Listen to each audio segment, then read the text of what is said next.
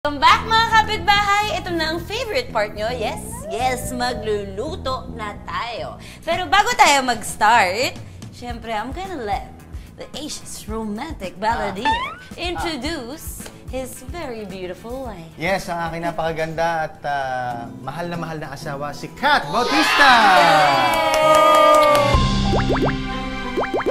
May pakis! May pakis! Pwede ba everyday? Ano Pwede ba kami? ba? Para may pakis Okay, before I cook. Oh. Kasi walang kiss ako Walang before ganun sa cooking. bahay? Oo, after lang. Paparinig na. Ay! Teka. Ay, Jimmy.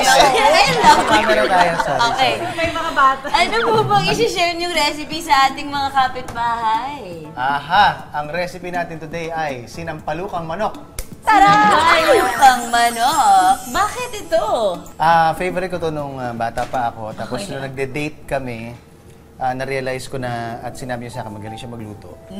In-instruct niya ang kanyang mga staff dati na maghanap ng mga sampalok leaves para lang gawin ito. So we were dating, no? Okay. And then he said, I really want to have sinampalukan manok. So I said, what's You're that? craving for it. So I googled the recipe and I saw you needed sampalok leaves, right? Sabi ko, where can we buy that? Kasi in the area that we live, parang wala masyadong sampalok. I had a teammate going to Batangas over the weekend and she brought back some leaves. So Monday morning, nasa meeting Ang kami. effort para lang sa sinampalukan. Love na niya ako na Dating pa kayo. Dating pa. Alam mo, pag dating, kailangan mag-good shot. Dating Okay, pampagod So yan. siya. So Pag dating Monday pareho, nililigawan ng morning, isa't isa. nasa meeting. Ginaganyan ko yung leaves sa meeting, sa palok leaves, right? So then I made it. Tapos gumawa ko for him and syempre for the family. Kailangan hindi ligawan mo lang- rin ang Pamilya.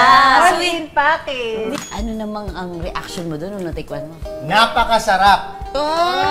Grabe, talagang diretso sa puso ko. So doon mo naramdaman na confirm na love ka niya. Oo. Na in love ka. Na-inlove ako nung kinain ko yung kanyang nilutong Nako.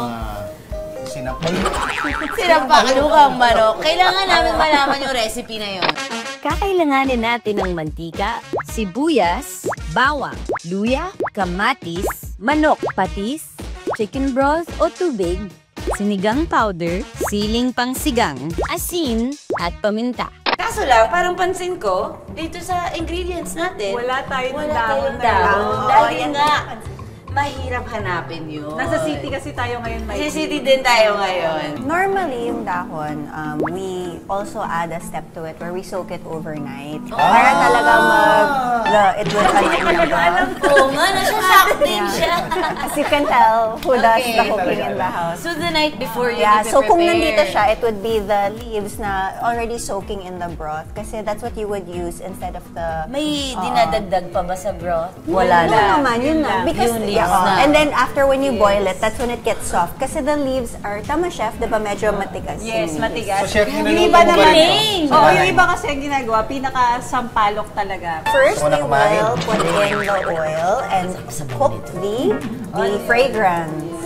The aromatics. The So fragrance. yung fire ba, low muna, Suti, medium? high heat. High Ayan. heat. Oo, and we want to put, Hi. we want to put yung spoon po. Sabi ka na ate, kaya ganyan siya. Oo, sanay na sanay. Paano yun? May question ako, Ate Kat. Yes. Pag nag-aaway ba kayo ni Kuya Christian, kunyari in the middle of an argument, ganyan, bigla siyang kakanta. Hindi kami nag-aaway. Ay, wow! Chef, ano yun? Ano siya?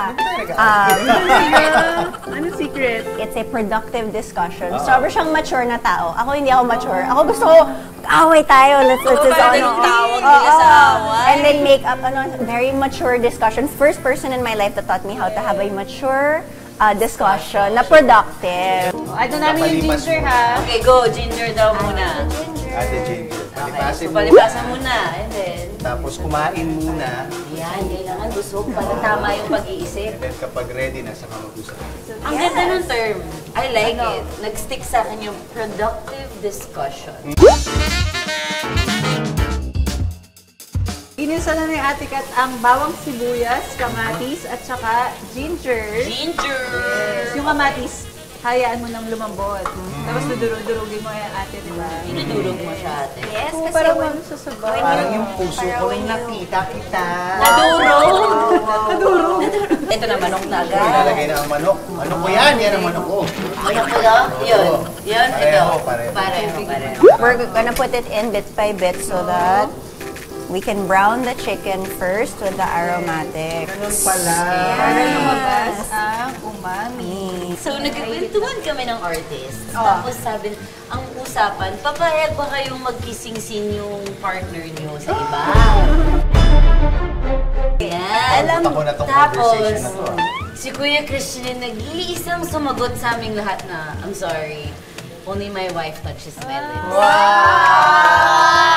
You know, I really understand and respect the profession of acting. It's an art, and I understand that some scenes really do call for it. As a wife, and we also, you know, we have a company together, so I understand it from the entertainment aspect na talagang kailangan. Pero sobrang touched that he would consider that. Papayag kayo. So, it's your choice, Kuya.